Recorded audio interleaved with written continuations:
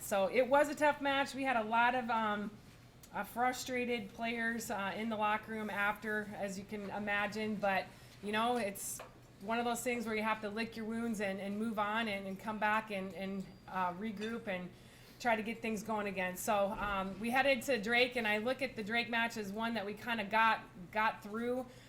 For some reason, that place we always play kind of the same. We never really get in sync offensively at Drake. It's been probably 6 years straight now where that part of our game I think Drake really steps it up defensively, and I think we get a little bit tentative, but we were able to win that match. I thought our defense was improved from Friday for sure, so that was good to see.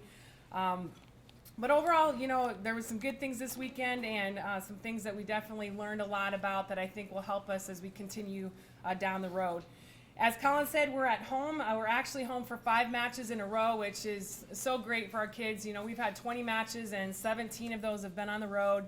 So obviously it's been a challenging schedule for our team. But we're looking forward to the opportunity to be at home. The 3 games we've had at home have been amazing as far as fan support, and our kids have just really fed off of that. So we're excited to have that opportunity. We start off with South Dakota State tomorrow night, and they're a very good team. I look at them when they're in system to be very similar to Creighton. They have very good middles that run a very fast offense. Kelly Fegan is probably one of the best middles in the country. She's in the USA pipeline and had some USA volleyball training. So she's very good. They also have people that can do it on the outside as well. A huge blocking team, and we struggled with the big block of Creighton this weekend, so that'll be something that we really have to be better at tomorrow night to be successful.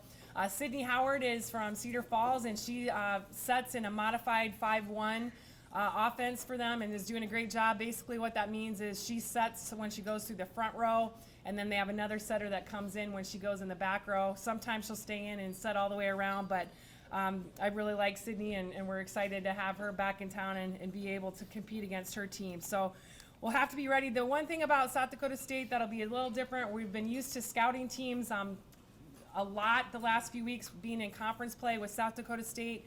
We'll have 1 match that we'll get to see, and that's it. So it'll be a little bit different. We'll obviously have a game plan going in, but it's one that we'll definitely have to make some game time adjustments based on what they're doing. Teams can play very different from match to match, so but we're looking forward to that, actually, to be able to make some match time adjustments.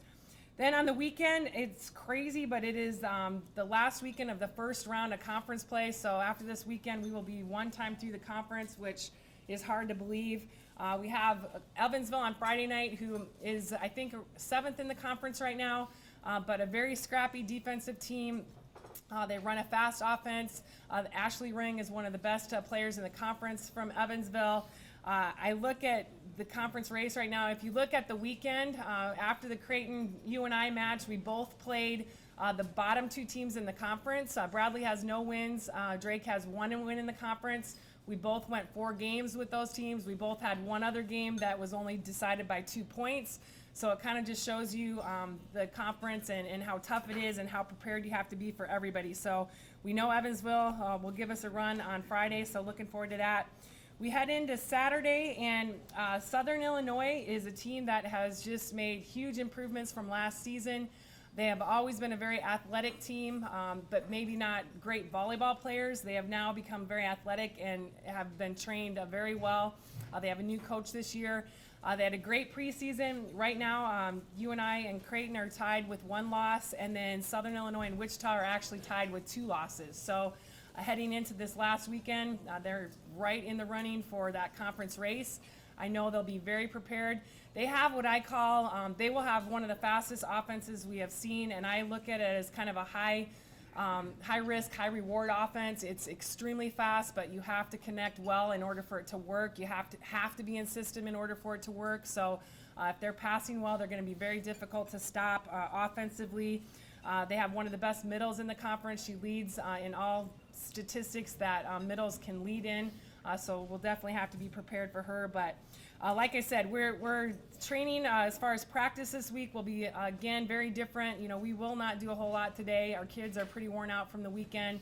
And obviously we have our match tomorrow night. And depending on how exhausting that is, it will depend on what we do for the rest of the week to get prepared for the weekend. But I know we have a lot of other things we like to do that we don't have to do on the court to get prepared for this week, and we'll start that this afternoon at practice. So looking forward to being at home and really having a great crowd. You guys have been great, so really thank you for that. And I would also like to thank all that came out to our golf outing yesterday, because it was freezing and I wasn't even golfing, but I can't believe how everyone persevered through it. It was great. It was a lot of fun. People were still enjoying it, even though they had hand warmers. I'm like, I've never seen anybody use hand warmers for golf, but it was a great outing, and I thank everybody for the support for that. Any questions? You kind of mentioned this already with the idea of making game time adjustments for South Dakota State, but what other value do you think there is in throwing a non-conference match into the middle of the conference season like this?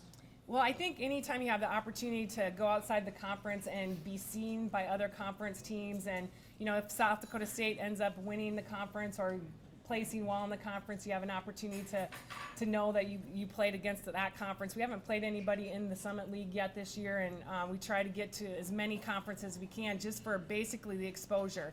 There's a lot of people that are on the committee that are from the different conferences, whether it's the SWA or coaching that's part of it, or the top 25, so all that exposure helps.